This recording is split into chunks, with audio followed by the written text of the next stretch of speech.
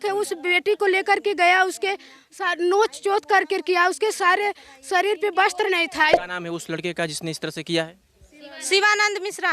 ये पुलिस वाला घूस लेके बैठा है, अत्याचार बहुत हो रहा है, फांसी की सजा होनी चाहिए। रोटी खा रहा है वो गिरफ्तार, उसको कहा जाएगा।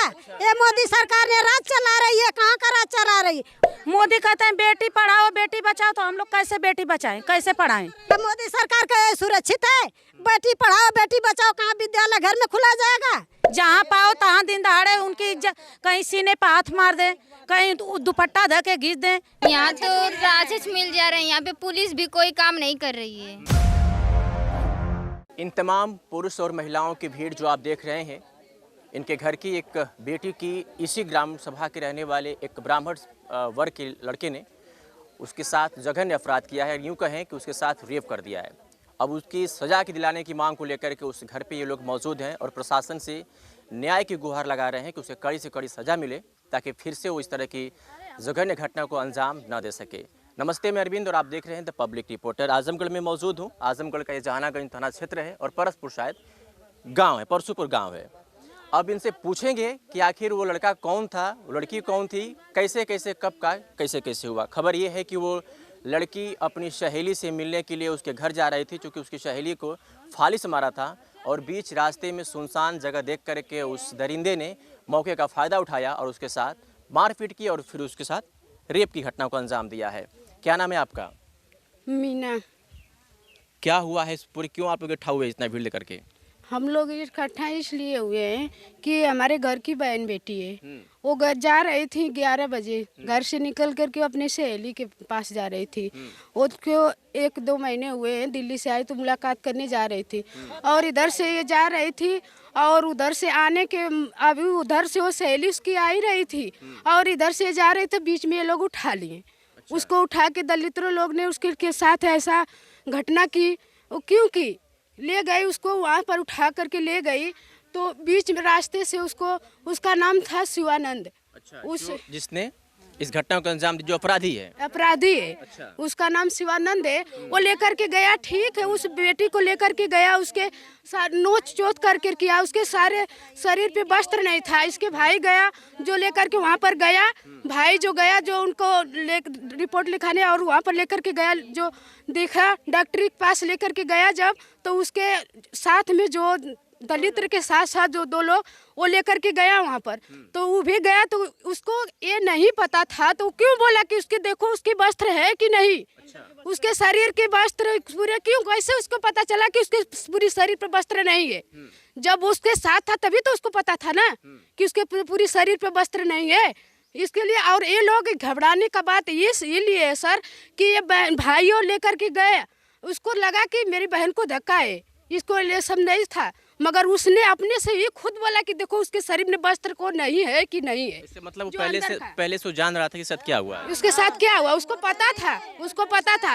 और हम लोग इसलिए, हम लोग ये गांव के सभी महिला और सभी भाइयों बहनों सब लोग इसलिए डरे हैं सर महिला, क्योंकि हमारे ही दूर की घटना होती तो इतना कभी नहीं आगा होता, उसकी करीब की ही घटना है, क्योंकि वो सुनसान भी उतना जगह नहीं है कि बलात्कार हो सके, क्योंकि वहाँ आना जाना सबका है, आने जाने से सब। क्या कह रही हैं? कोई अंदाजा भी नहीं लगा सकता है कितने चालू रास्ता पे ऐसा घटना हो सकता है। घर से कितना दूर है इस घटना को अंजाम दिया गया गांव से? बस यही थोड़ी ही दूर है उसके गांव, हमारे घर गांव के बगल में 1 किलोमीटर के दूर में। क्या नाम है उस लड़के का जिसने इस तरह से किया है? शिवानंद मिश्रा। शिवानंद मिश्रा। हाँ, उसके साथ में 2 लोग भी हैं, एक करिया मिश्रा है, एक बबलू मिश्रा है। अच्छा, लगभग इनकी उम्र क्या रही होगी, मतलब उन अपराधियों की? 40-45। 40 साल का है वो? 40 साल का। दूल्हे का बाप है शिवानंद। तो क्या ये पहले भी ऐसा करता था इस गांव में? गाँव में अपने 4 घटना कैले है। फिर मुसहर के पास एक गरीब लड़की के टांग धके घिंचत रहा, मुँह में कपड़ा उड़ दिया तो बाप उठा तो गोजी से माथा कूद के भाग गया। अच्छा। हाँ। क्या जानते इस घटना के बारे में? घटना के बारे में हम लोग पहले से भी जानते थे कि ऐसे ऐसे करता है। अच्छा। हाँ, तो हम लोग सोचे कि भाई ये ऐसा नहीं हो सकता है। जब हम लोग के गांव में हुआ हमारी बहन बेटी के साथ, तब हम लोग जाने कि नहीं ये राक्षस टाइप का आदमी है। अच्छा। तो इनको सजा मिलनी चाहिए, सबको इंसाफ चाहिए। कैसी सजा होनी चाहिए?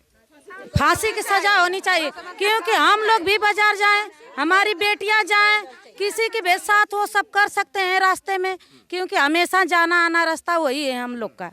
तो हम लोग कैसे जाएं, कैसे आएं, कैसे सरकार हम लोग को जीने देगी? सरकार तो कह रही है कि हमारी सरकार में बेटी बहन सुरक्षित हैं। कैसे सुरक्षित है? मोदी कहते हैं बेटी पढ़ाओ बेटी बचाओ, तो हम लोग कैसे बेटी बचाएं, कैसे पढ़ाएं? हम लोग भी कैसे पढ़ें? खेते बाड़ी जाएं, वहाँ पर भी लड़की के साथ हो जाए, कोई आदमी के साथ हो जाए, औरत के साथ हो जाए, तो कैसे सब लोग रहेंगे? क्या हम लोग गरीब हैं तो गरीब के बहन बेटी का इज्जत नहीं है? इस सरकार में बेटियां सुरक्षित नहीं है? नहीं सुरक्षित है। सुरक्षित रहती तो ऐसा घटना ही नहीं होता, ऐसा कुछ नहीं होता। पहले नहीं होता था, बाकी अब बहुत खुलेआम दरिंदे घूमते हैं, जहाँ पाओ तहाँ दिन दहाड़े उनकी इज्जत, कहीं सीने पर हाथ मार दें, कहीं दुपट्टा धके घींच दें, यही सब होता है। ये पुलिस वाला घूस लेके बैठा है, अत्याचार बहुत हो रहा है। एक ही रोड है हम लोग का जाने वाला, पर उसी रोड पे ऐसा रेप किया है, तो बताओ कि कोई बाजार जाएगा तो ऐसे पकड़ के किसी के साथ में करेगा तो अच्छा लगेगा क्या? हमको तो नहीं भैया, हमको फांसी चाहिए। उसके साथ में जो है उसको पुलिस वाला नहीं ढूंढ रहा है, उसको आराम से खाना खिला रहा है बैठा के। हाँ, पुलिस वाला घूस लिया है, इसीलिए ना गिरफ्तार तो हो गया ना। गिरफ्तार हुआ है, पर उसके साथ में जो है उसको तो नहीं किया ना। क्यों नहीं किया है? आराम से रोटी खा रहा है वो गिरफ्तार उसको कहा जाएगा? ये मोदी सरकार ने राज चला रही है, कहाँ का राज चला रही? उसके बहन बेटी के साथ ऐसा कर दे कोई तो जीने देगा? जीना हराम कर देगा। वो 4 घटना कर चुका है, अपने बबनौटी में खुद कर चुका है। जिसने ये घटना किया है शिवानंद मिश्रा, बाप का नाम नंदलाल मिश्रा है। ये ऐसे ही करता है? ऐसे करता है सर। जब फोन करते हैं वो घर वाले तो पुलिस आती है, वो भाग जाता है, वो छोड़ देते हैं लोग। 4 घटना कर चुका है, 5वां घटना हम लोग के साथ किया है। ये दलित इतना दलित रहे। अब मोदी सरकार का ये सुरक्षित है? बेटी पढ़ाओ बेटी बचाओ, कहाँ विद्यालय घर में खुला जाएगा? घर में बेटी बहन पढ़ेंगी? मार्केट हमारी वही रास्ता है, विद्यालय जाने की वही रास्ता है, रिश्तेदारी जाने की वही। कैसे जाएंगे हम? ये दिन दहाड़े रेप कर रहा है तो कैसे दुनिया जाए, कैसे जनता जिएगी, कैसे चलेगी? इतना दिन हो गया मोदी को पता नहीं चला है। कल भी न्यूज पर दिखाया, नहीं मोदी को पता चला। अभी उसको शासन पड़ेगा जब तो वो अपने पीछे वालों को खींचेगा, ऐसा खींचेगा। हम और आप नहीं देखे हैं ना, अब देखें कि उसको पीछे कौन है। जब उसको शासन पड़ेगा जब तो पीछे वाला को खींचेगा। ये बताइए। अच्छा ये बताइए, ये घटना दिन में हुई थी या रात में? दिन में हुई थी, 11 दिन को ही थी, 3 बजे दिन का हुआ था। हाँ, कितने बजे? 11 तारीख को 11 बजे दिन में हुई है। अच्छा बहन ये बताओ, उत्तर प्रदेश के मुख्यमंत्री योगी आदित्यनाथ कहते हैं कि अगर कोई बहन बेटियों को छेड़ता है तो अगले चौराहे पे उनको यमराज मिलेगा, यानी पुलिस मिलेगी, उनका उसका एनकाउंटर होगा। तो क्या लग रहा है, ऐसी सब बातें सही है? यहाँ तो राक्षस मिल जा रहे हैं, यहाँ पे पुलिस भी कोई काम नहीं कर रही है। यहाँ का प्रधान भी किसी लायक का नहीं है। यहाँ के प्रधान? ये कैसे प्रधान पे क्या आरोप है? हमारे घर इतना बड़ा घटना हो गया, उसको आना चाहिए यहाँ पे ना, वो नहीं आया और वो उन सब के साथ मिला हुआ है। प्रधान का क्या नाम है? प्रधान का गुड्डू यादव। गुड्डू यादव। आपको लग रहा है कि गुड्डू यादव उस अपराधी के साथ मिले हुए हैं इसलिए यहाँ पर नहीं आए? मिले हुए हैं, उनका पूरा हाथ है। उसको खुद मार देती, वो ले जाके उसको थाने में सरेंडर करवा दिए। सुबह 24 घंटा से उसके घर बैठे थे और जैसे ही जनता घर आई उसको ले जाके थाने में सरेंडर कर दिए। बोले आ जाओ नहीं तो जनता मार देगी। रात को 12 बजे छापा पड़ा तो वो बाप बेटे दोनों भाग गए थे। अच्छा, पुलिस आई थी? अच्छा, पुलिस यहाँ पे आई थी क्या? आई थी 12 बजे रात को दूसरे दिन। हम गांव में कौन के घर में मुजरिम छुपा था। अशोक कौन है? अशोक उसका पंडित है। हाँ, उसके ही घर में छुपा था। बाद में सब लोग जब गांव वाले गए तो अशोक के ही घर में से वो निकला, या कब वो गया किसी को मालूम ही नहीं पड़ा। प्रधान लेके गया कि पुलिस वाला लेके गया कि कौन लेके गया, किसी को मालूम नहीं पड़ा। जाके मुजरिम हाजिर हो गया। बाकी दूसरा उसके साथ में कौन कौन रेप किया है लड़की का, ये अभी तक पुलिस वाला नहीं ढूंढा है। घूस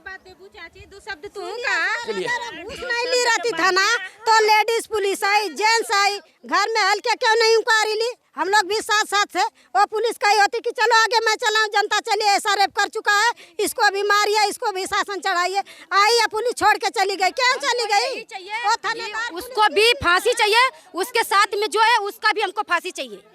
हमारे गांव में ऐसा नहीं होना चाहिए। चलिए, हम अपने गांव के प्रतिनिधि को इसलिए चुनते हैं कि हमारे सुख दुख में वो साथ है। चुनाव के समय वो इसीलिए आते कहते हैं कि हमें प्रधान बनाइए, हम आपके साथ सुख दुख में खड़े रहेंगे। लेकिन यहाँ पर इन महिलाओं के अनुसार प्रधान जी अभी तक नहीं पहुँचे हैं।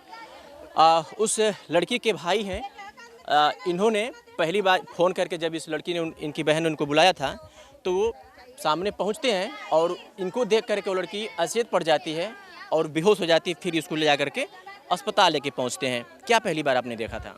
जी सर, 11 तारीख के दोपहर को 12:30 बजे हमारी बहन ने हम पे फ़ोन किया। हमने तुरंत बाइक लेके वहाँ पहुँचे।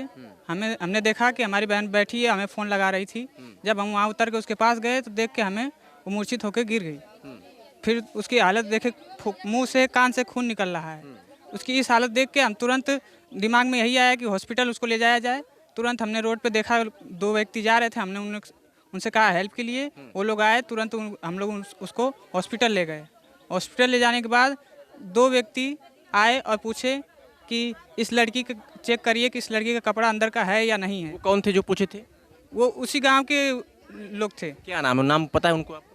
जी नाम नहीं पता है। अच्छा, तो लोगों ने कहा कि इसके अंदर का भी कपड़ा चेक करिए, वो कपड़े नहीं है। जी। अच्छा, फिर उसके बाद से क्या हुआ? फिर उसके बाद हम बहन ठीक हो गई तो उसका इलाज हुआ। सुई दवाई कराने के बाद उसको घर लाए। अगले दिन जब वो ठीक हुई तो हमने उससे पूछताछ किया। हमारे दिमाग में ये था कि उसको सिर्फ चोट लगी है, इसलिए हम लोग सहेली से पूछताछ कर रहे थे कि क्या हुआ है, कैसे हुआ है। लेकिन जब वो स्वस्थ हुई तो हमें बताई कि नहीं भैया, किसी ने हमें मारा है। वो उसकी उम्र अधिक है और वो हमें मार के नीचे घसीट के ले गया है। और जैसे ही हम आवाज़ चिल्लाने की कोशिश किए, हमारी नटें दबा के मारने का प्रयास, बहुत मारा उसने। हाँ, इतना मारा कि हम आप बोल नहीं पा रहे थे। अच्छा, हाँ। तो क्या जो ये खबर चल रही है कि बहन के साथ, आपकी बहन के साथ रेप भी हुआ है, ये कितना सही है? ये बात बिल्कुल सही है सर। ये किसने बताया? बहन ने हमारे मुंह से कहा है कि नहीं, हमारे साथ ऐसा हुआ है। अच्छा, हाँ। पुलिस अभी क्या कर रही है? पुलिस अभी कार्रवाई कर रही है, धीरे धीरे काम चल रहा है। लगता है कि कार्रवाई पुलिस की ठीक है? थोड़ा थोड़ा कार्रवाई ठीक ठाक चल रही है। न्याय की उम्मीद है? न्याय थोड़ा उम्मीद है कि मिल जाएगा। चलिए, ये तमाम महिलाएं, तमाम ये पुरुष बिल्कुल आक्रोश में हैं और ये कह रहे हैं कि न्याय की उम्मीद है, थोड़ा थोड़ा उम्मीद है। फिलहाल जिस तरह की घटना को अंजाम दिया गया दिन दहाड़े, ये अपने आप में एक सोचने वाली विषय है। इतनी जीरो टॉलरेंस की बात जो उत्तर प्रदेश की योगी सरकार, मोदी सरकार कहती है, वो कितना धरातल पर सही है, इसका अंदाज़ा आप खुद लगा सकते हैं कि अगर दिन दहाड़े इस तरह की बहन के साथ अगर कोई अंजाम दे सकता है तो रात में कितनी बेटियाँ सुरक्षित होंगी, कैसे वो पढ़ेंगी, कैसे बढ़ेंगी और कैसे बचेंगी। तमाम सवालों के साथ आपकी प्रतिक्रिया जानना चाहेंगे, कमेंट करके बताइएगा। इस वीडियो को इतना शेयर करिएगा ताकि उनके पास ये वीडियो पहुँचे जो इस तरह की बातें बहन और बेटियों को लेकर कहते हैं कि हमारे देश, हमारे प्रदेश में बहन बेटियाँ सुरक्षित हैं। शुक्रिया।